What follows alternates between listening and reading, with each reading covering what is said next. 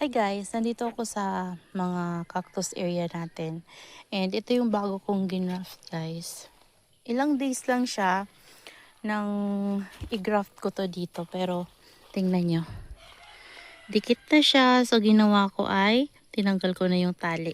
So ito, tinubuan kasi ito ng straight form. Kaya ginawa ko, nilagyan ko siya ng panibagong craft kaysa pugutin ko. So ayan. Diba? Mas maganda siya.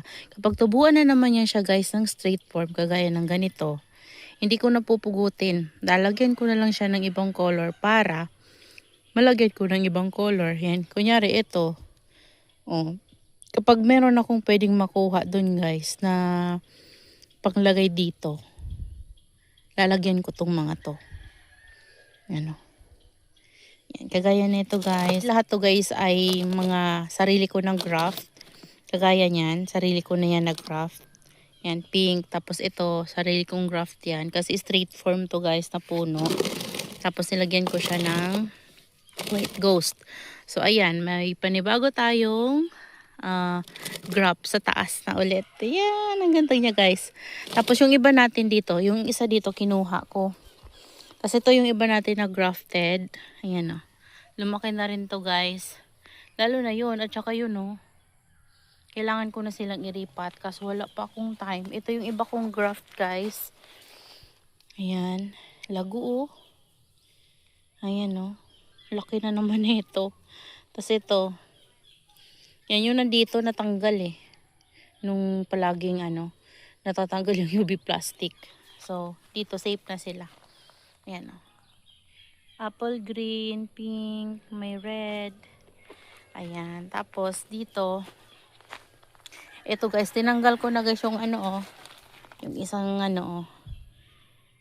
Yan, dito siya. Nakaganito siya. Kita ko sa inyo. Sayang hindi ko napakita sa inyo na ganyan siya. Tingnan nyo naman kasi guys, oh. Oh, sa kapal. Lalo na dito yon. Nahihiga na talaga to dito sa side. Ayan, yung iba kong ginwrap sa kanya, yung white ghost, yung red at saka pink, medyo mabagal yung growth. Pero ito talaga guys na red dragon. Grabe. Oh, ang bilis-bilis niyang lumaki. Ayan, ngayon guys, ito yung mga natin. Oh, okay naman sila. Ito, pinag-iisipan kong pugutin para ma-propagate ko siya. Try natin guys. Gusto ko kasi mag-propagate nito para mapadami ko. At gustong gusto ko to siya. Tumangkad na kasi siya sa akin. So ngayon, tingnan nyo oh. Oh, lagpas na. So ngayon, parang gusto ko siyang pugutin dito na area. Yan, dito. Para magkaroon siya dito ng mga pops. At, maparami ko siya. So, pag nagkaroon siya dyan ng pops, dadami yung tutubo niya na babies dyan. So, kunyari, labasan siya ng mga 2-3 babies, ba diba? Meron na akong 3 heads. Tapos, meron pa akong top. Ayan. So, gusto ko kasi to guys maparami. Ang ganda din kasi guys nitong cactus na to. Nakalimutan ko yung pangalan to. Ano bang pangalan nito? Sorry guys. Amak. Parang amak yun guys. Variegated siya. Ayan. Ayan, tingnan nyo. Oh. Diba? Kailangan natin siyang pugutin para makapag-propagate tayo. Mapababy natin siya. Ito yung gagamitin ko. Kinakabahan ako. Matinik pa naman. 1. Ano ba? 1, 2, 3, go. Bala na guys. Sana mabuhay ko siya.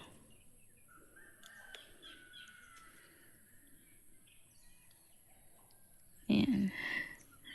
Tutumba. Wala kasi ako tagahawak ng guys. Ng camera. Ayan. Gusto ko kasi ito maparami. So, hindi naman to magbibibi kung hindi ko talaga siya pupugutin. Yun guys, pugutin ko muna guys, nahihirapan ako. Guys, ayan na, napugot na natin siya. So, ang gagawin natin dito ay i-air dry muna natin to. Kapag kalos na yung kanyang sugat, yung pinugutan natin, saka natin to siya guys itatanim sa soil. Ayan. Ang tataniman sa kanya guys ay dry soil muna.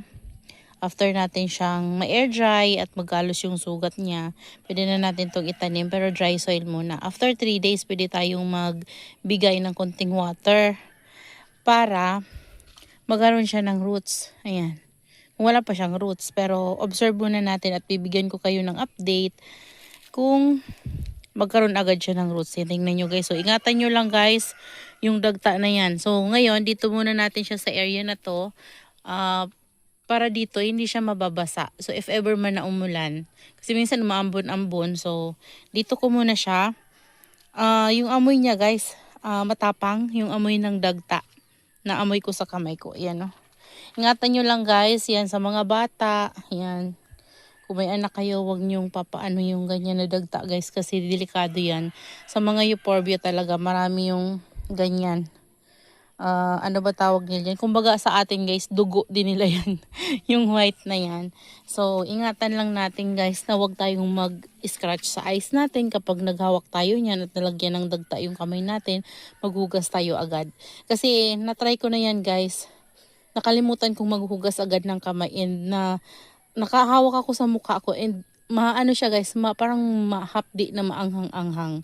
So, kaya naman kapag nag-ano kayo niyan guys, ganyan na dagta, maghugas kayo agad ng kamay. So maghuhugas ako agad ng kamay. Kung maaari nga pwede tayo gumamit ng gloves kapag tayo ay magkakat ng lactea. So yun. Ako naman, okay lang naman guys. So hugas na lang ako ng kamay. Yan, i-air dry ko muna sila guys dito sa area na to ng ating mga Echeveria succulents para hindi sila mabasa. Yan, antayin lang natin mga ilang days. Pwede na natin siyang itanim itong ating cuttings. Ayan, napugot na. Ayan, antayin natin yan na magkaroon ng pops guys, mga ilang araw. Oh, di ba? So, yun. Ayun yung ganap natin today. At dito naman, dito, balik tayo dito. Ito, bigyan ko kayo ng update dito guys. Charan! Ito yung ating mga cactus na nilagay ko dito. Kunin ko nga to guys, oh. Ayan. Ayan. Ayan, nagkakaroon na ng pop sa top, oh. Ayan, ito yung ating mga parodia cactus. Ayan sila guys, oh. Ito parodia din to guys. Ayan nyo. Ganda no? Ayan, oh. Ayan. Ganyan. Ang ganda. Tapos ito. Oh. Ganda guys. Yan. Sana mapa-flower ko na to. Hindi ko pa sila napapa-flower guys. Sana mapabulaklak ko na sila. Huy! Hala guys, so tignan nyo. Oh. Hindi nga ako nagdidilig dito pero anong nangyari? Oh. Hala. Buti na lang chinek ko. Ayan oh. Ay. Nagkaroon ng problema yung cactus natin guys. Tuyo naman yung soil niya. Hindi kasi ako guys nagdidilig. Ano kayang nangyari dito?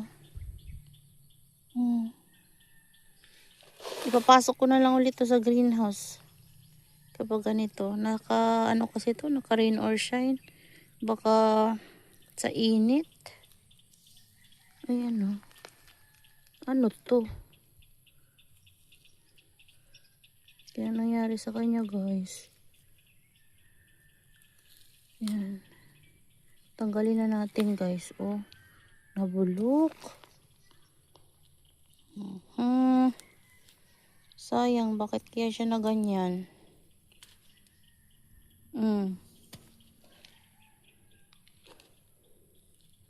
Neglected lang siya pero nag-inarte.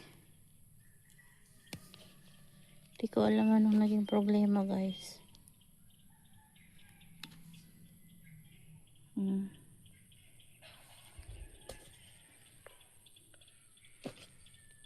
Klapta sana. Ganda-ganda pa naman niya. Pero mabilis lang to guys i-propagate eh. Lahat ata to guys oh. Nagkaroon ng problema yung isang puno niya talaga. Oh, okay na may ugat to.